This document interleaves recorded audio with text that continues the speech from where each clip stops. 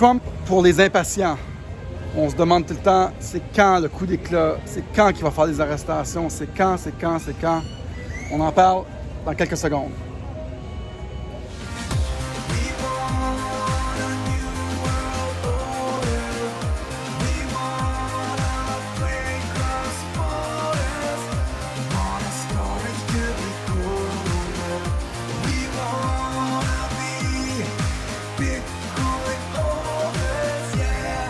Bonjour mesdames et messieurs, j'espère que ça va bien.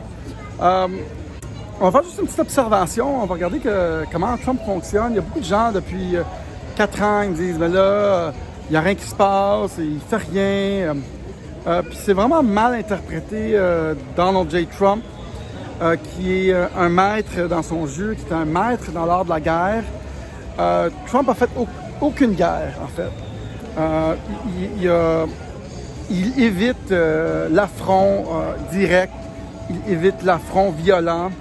Il le fera juste s'il est vraiment obligé, comme peut-être dans les prochains jours, où il pourrait utiliser le décret du 12 septembre 2018 qui a mis en place pour l'interférence dans les élections. Il pourrait utiliser cet état d'urgence-là comme un genre d'affront ou un coup militaire.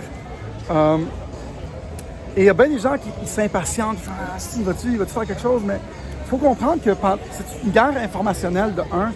Pendant que tout ça circule, comme là, j'ai lu un communiqué qui sortait de son équipe qui disait qu'elle allait fêter l'inauguration le 20 janvier prochain à Mar-a-Lago. Je ne sais pas si c'était vrai ou non, ce communiqué-là, mais pendant que la guerre informationnelle se poursuit, on est en train de gagner de façon indirecte parce que c'est une guerre de guerriers digitaux, c'est une guerre informationnelle, c'est une guerre où est-ce qu'il laisse la masse, le nombre gagner sur...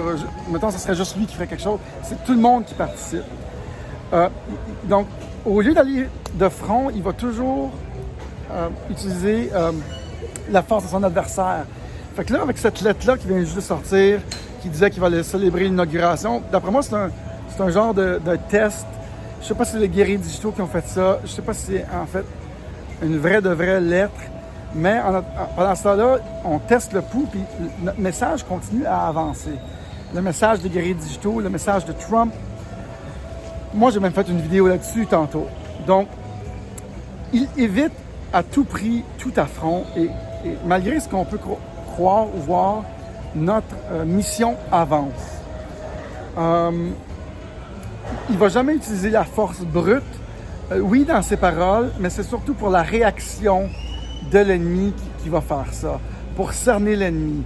Comme le procès là, qui s'en faisait au Texas, c'était pour vérifier ce qui allait se passer à la Cour suprême, comment les justices allaient répondre, comment les juges, qu'est-ce qu'ils allaient dire. Donc, ils l'ont reviré, ils l'ont balancé du revers de la main, ce qui s'est passé avec Texas et tous les autres États. Donc ça, c'était comme un test. Et là, je pense que cette nouvelle-là qui est sortie, le communiqué de presse, c'était vraiment un test pour voir qu'est-ce qui allait arriver. C'est un maître dans l'art de la guerre, de Sun Tzu, un maître judo aussi. Tu sais, les judos, tu utilises toujours la force de l'autre. Il fait tout le temps ça. Et c'est pour ça que on se rend vraiment impatient à le regarder aller. On se dit, il va-tu faire quelque chose? Mais très rare qu'il va affronter. Dans l'art de la guerre, on apprend que il faut gagner avant de lancer le premier coup. Moi qui est un gars pacifique, je suis très en accord avec ça. Mais je dirais de ne pas s'impatienter. Je trouve que c'est une super de bonne observation par rapport à Trump et la façon qu'il fonctionne. Puis même là, s'il n'y a pas d'état d'urgence, juste en annonçant un état d'urgence, le 24 décembre, tous les employés fédéraux ne travaillent pas. Juste en annonçant ça, notre message, notre guerre informationnelle avance et l'ennemi se déplace, il s'adapte, il change. Et ça permet à l'équipe de Trump de cerner ce qui se passe puis changer leur fusil d'épaule. Donc, pour les impatients, soyez patients, même s'il n'y a pas de blackout, même s'il n'y a pas d'état d'urgence, même s'il n'y a pas de coup d'éclat et d'artifice, il y a quand même quelque chose qui se passe.